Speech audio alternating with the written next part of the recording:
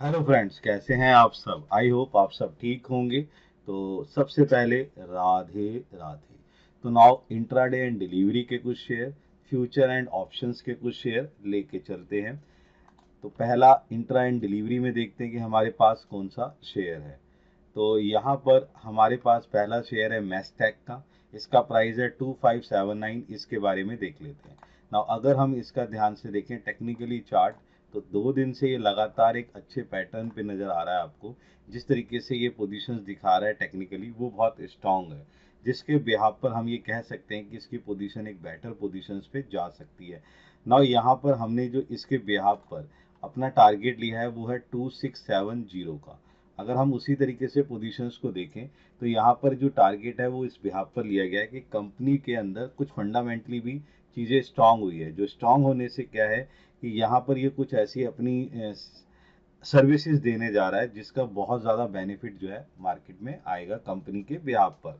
और कंपनी को कुछ ऐसे एग्रीमेंट्स मिल गए हैं जिसके कारण इसकी सेल रेवेन्यूज में बहुत ज़्यादा इंक्रीमेंट आया है। तो ये अब जो है हमें लगता है कि बढ़ता हुआ नजर आएगा और इस बिहाफ पर ये पोजीशंस देके चलेगा ना। लेकिन इसकी जो टेक्निकली चार्ट, ये जो पोजीशन इसकी डाउन जा रही है ना, उसके बिहाफ पर जो हम ये लेके चले जी, इसका स्टॉप लॉस क्या है 2550 का। एक्शन बाय का रहेगा। तो ये जो पोजीशन है, ये पोजीशन हमारे पास क्या है कि इसके बिहाफ पर हम ये पोजीशंस लेके चलेंगे कि मैस्टेक किस तरीके से काम कर सकता है और उसके बिहाफ पर किस तरीके से वर्कआउट आएगा। इस पे आप एक नजर बना के चल सकते हैं। नेक्स्ट जो शेयर है हमारा है वो IRB इंफ्रा का। इसका जो प्राइस है वो प्राइस है 70 का। ना इसके बारे में हम थोड़ा सा बात कर लेते हैं ना। अगर हम इसका टेक्निकली चार्ट देखें तो 2 दिन के बाद इसने एक बहुत अच्छी उछाल ली है। 13 EMI के पास ये पोजीशंस लेके चल रहा है, जिसके बिहाफ पर हम ये कह सकते हैं कि एक अच्छा वर्कआउट करता हुआ जा रहा है। इसके बिहाफ पर हमने जो इसका टारगेट लिया है वो 73 का टारगेट है। लेकिन यहाँ 2-3 चीजें आपने क्या समझनी है वो समझ लेते हैं। नाउ फंडामेंटली क्या है, फंडामेंटली ये थोड़ा सा स्ट्रॉन्ग पोजीशंस लेके चल रहा है। मई में इसके पास जो है जो टोटल इनकम आई है वो इंक्रीज हो गई है। वो इंक्रीज जो है 30% से इंक्रीज हुआ है, जिसका मुझे लग रहा है कि बहुत बड़ा इम्पैक्ट आपको नजर आएगा। और ये इम्पैक्ट जो है आपको बहुत ज्यादा बेनिफिट देता हुआ नजर आ सकता है।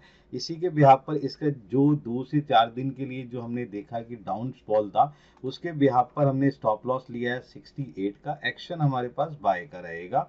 यहाँ पर ये नजर बांधने वाली जरूरी है कि भाई आपका फंडामेंटली और टेक्निकली ये जिस तरीके से मजबूत पोजीशंस लेके चल रहा है वो आपके लिए एक बेटर पोजीशंस हो सकता है। उस पर आप एक नजर बना के चल सकते हैं। नेक्स्ट जो हमारे पास जो शेयर है वो है नायका का। इसका प्राइस है 169 का। यहाँ पर हम एक नजर बना के चलते हैं कि भाई ये किस तरीके से वर्कआउट करता हुआ जाता है। तो नायका का अगर हम टेक्निकली चार्ट देखते हैं तो 2 दिन से बहुत ही अच्छा है। उससे पहले एक डाउन पोजीशंस था, लेकिन ये अपने एक पैटर्न से जो है बाहर निकल के आ चुका है। शॉर्ट पोजीशंस में इसमें क्या है कि ये जो वर्कआउट करके आया है और उसके साथ शॉर्ट टर्म में ये बहुत ही अच्छा वर्कआउट करता हुआ जा रहा है। जहां पर इसने जो अच्छा ब्रेकआउट दिया है ये एक अच्छी पोजीशंस है। फंडामेंटली इसकी जो रेशियोज में जो चेंजेस आई और बैलेंस शीट में जिस तरीके का चेंज लेकर चल रहे हैं हम, वो बहुत ही अच्छा चेंजेस लेके दिखा रहा है कि यहाँ पर एक वर्कआउट होता हुआ नजर आ सकता है। जिसके बिहाफ पर हम ये कह सकते हैं कि वर्कआउट करता हुआ नजर आएगा। जिसपे हमने जो टारगेट लिया है वो 180 का टारगेट है, जहां पर हमें पोजीशंस लेके चलनी है ना। इसी के बिहाफ पर अगर हम ध्यान से देखें कि यहाँ पर 180 का टारगेट लेके, लेकिन यह डाउन पोजीशन जो है हमारी उस तरीके से लेके चल रही है जिसे हमें ये देख के चलना है कि अपना स्टॉप लॉस क्या पोजीशंस पे लेके चलना है। तो 165 का जो हमारा स्टॉप लॉस है, एक्शन हमारा क्या रहेगा, बाय का एक्शन रहेगा। इस पे आप नजर बना के चल सकते हैं और वर्कआउट करते हुए नजर आ सकते हैं। तो नेक्स्ट हमारे पास जो शेयर है उस पर नजर मानते हैं वो है वॉलर का। यहाँ पर प्राइस जो है 191 का है। इस पे एक नजर बना के चलते हैं ना। टेक्निकली चार्ट पे देखें तो ये बहुत ही अच्छा पोजीशन है। 2 दिन की जो इसने बहुत अच्छी बढ़ोतरी ले रखी है और उससे पहले एक डाउन पोजीशन था। इसके मैं आपके बारे में बताऊं कि ये जो सेक्टर के अंदर वर्कआउट कर रहा है, हॉस्पिटलिटी कारोबार कारोबार के अंदर ये वर्कआउट करता है। ये बहुत ही अच्छा वर्कआउट करते हुए जा रहा है। इसका डीमर्जर जो है वो जो है क्लियर हो गया है, जिसके ब्याज पर इसके अंदर एक तेजी देखी जा सकती है जो फंडामेंटली आपको चेंज करते हुए नजर आएगी।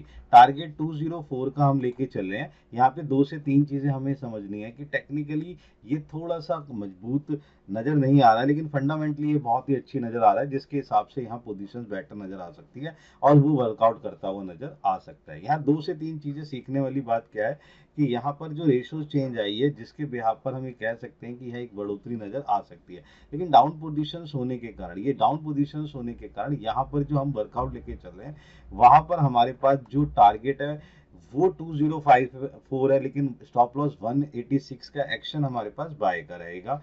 ये पे नजर बना के चले। नेक्स्ट हमारे पास जो शेयर है वो देख लेते हैं।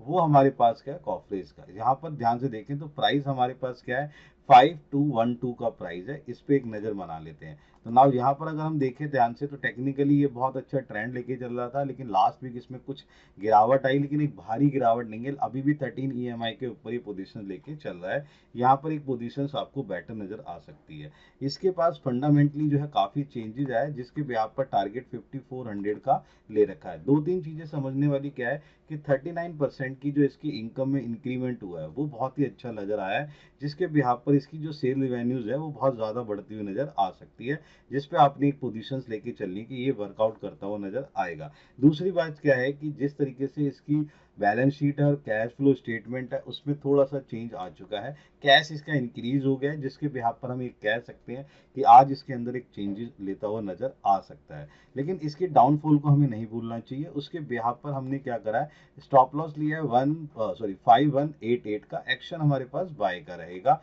इस पे आप नजर बना के चले। ये पोजीशंस आपको उस तरीके से नजर आ सकती है और वर्कआउट करता हुआ नजर आ सकता है। यहाँ पर एक पोजीशन जो जिस तरीके से आ रही है वो आपके लिए एक बेनिफिशियली वर्कआउट हो सकता है।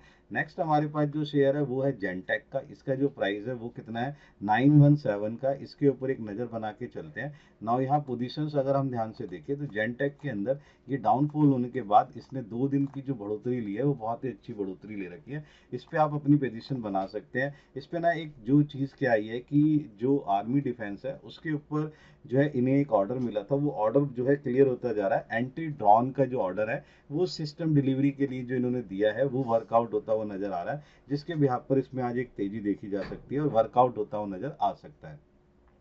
जिसके बिहाफ पर हमने जो इसका जो टारगेट लिया है वो 950 का टारगेट लिया है। और दूसरी चीज क्या है कि लेकिन इसका जो 2 दिन का स्टॉप लॉस वो जो डाउन था और दो थोड़ी सी पोजीशन थी, उसके बिहाफ पर हमने 2 दिन चीजें क्या करी है। इसका जो हमने स्टॉप लॉस लिया है वो 910 का ले रखा है। एक्शन हमारे पास जो रहेगा वो बाय का एक्शन रहेगा। इस पे आप एक नजर पोजीशंस बना के चल सकते हैं। नेक्स्ट हमारे पास जो शेयर है वो शेयर है जेके पेपर का।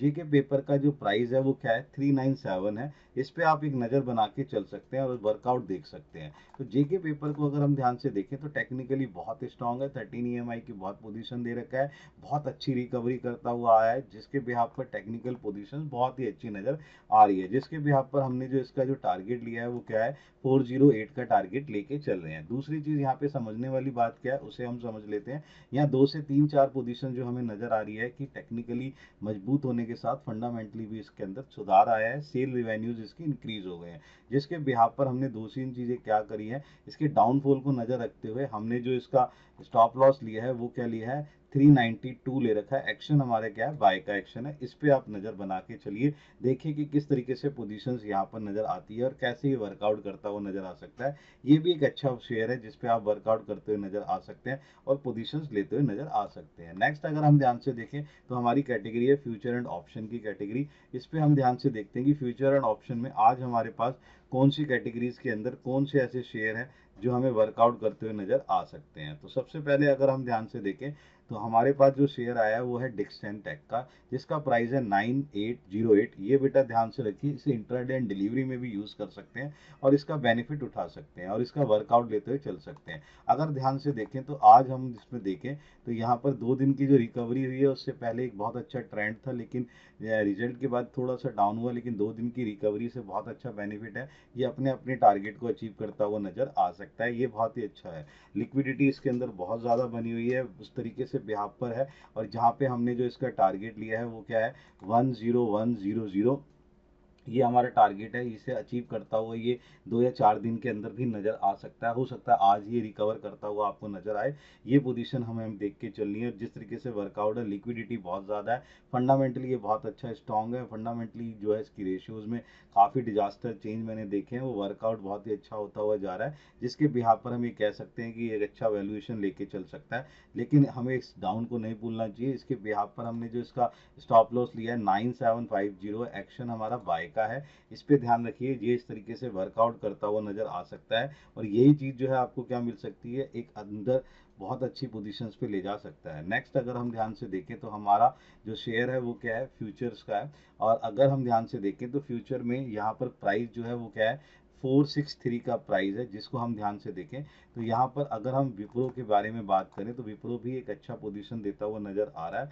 ये जो है 5 ईयर्स की जो रिकॉर्ड इसने इनकम ली है वो इंक्रीज हो गई है, 4174 करोड़ की इनकम के बिहाफ पर इसको जो ऑर्डर मिला है वो जो है बहुत ही बेटर पोजीशन है, जिससे 13 EMI की पोजीशन है और ये बहुत ही अच्छी रिकवरी करता हुआ पोजीशन नजर आ रहा है, जिसके बिहाफ पर हमने जो क्या करा है कि इसका टारगेट लिया है 472 का, जिसके बिहाफ पर ये वर्कआउट करता हुआ नजर आ सकता है। आज या कल में इसकी पोजीशन ये बेटर पोजीशन पे नजर आ सकती है, आप इस पे अपनी एक नजर वैल्यूएशन लेके चल सकते हैं। लेकिन हमारी जो डाउनफॉल है उसके बिहाफ पर हमने जो इसके पास जो पोजीशंस ले रखी है वो पोजीशंस क्या है, उसके बिहाफ पर हम वर्कआउट देखते हैं कि किस तरीके से हमारे पास जो वैल्यूएशन निकल के आ रही है। स्टॉप लॉस हमने लिया है 458 का, एक्शन जो हमारे पास रहेगा वो एक्शन रहेगा, बाय का एक्शन रहेगा। इस पे हम अपनी पोजीशंस लेके चलेंगे कि किस तरीके से वर्कआउट करता हुआ नजर आ सकता है। नेक्स्ट हमारे पास जो बेटा ऑप्शन की कैटेगरी है, तो ऑप्शन की कैटेगरी में अगर हम ध्यान से देखें तो इन्फोसिस का जो है 14820 का कॉल है,